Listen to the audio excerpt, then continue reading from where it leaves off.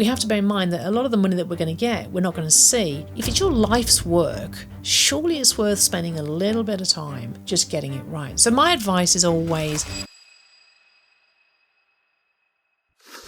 this is a common question, should letting agents right now in its current market, should you be looking to sell? Should we be looking to scale? Or should you be looking to step back? What should we be doing? We're in a bit of a heyday at the moment. There seems to be a lot of people trying to buy letting agencies. Certainly all the big companies are out there acquiring heavily at the moment. And it's very tempting for SMEs to think, maybe now's the time to sell. But if it's your only business, it's your one chance to capitalise. It's your one chance to make something and to create that revenue for the rest of your life, really. And I would say don't take that lightly, because over the years of working with hundreds of agents, what I've seen is most agencies are not optimised. Their profit margins are around 10% or less.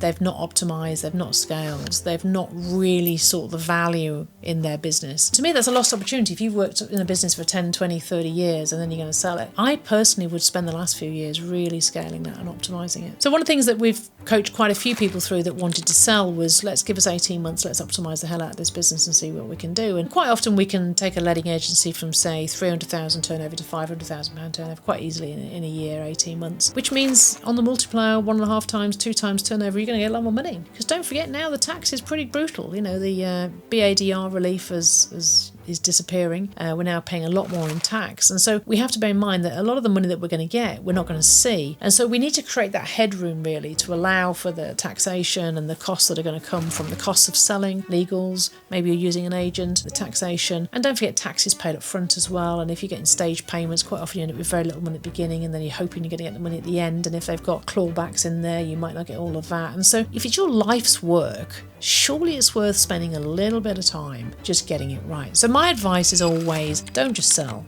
Stop, research, optimise, scale where you can, and then sell. Because then you're going to have more chance of getting enough money for you to live through your retirement and do the things that you want to do. I can remember one agent he wanted to sell, and he was turning around £500,000. We spent 12 months working with him. We took that £500,000 to over 750, and he got a much better price. As you can imagine, on 2 times turnover, there's £500,000. Even if that just covers the tax, it makes it more worth doing. So I would always advise, before you sell, scale, optimise, and then sell. If just 18 months, 2 years, it's worth doing that.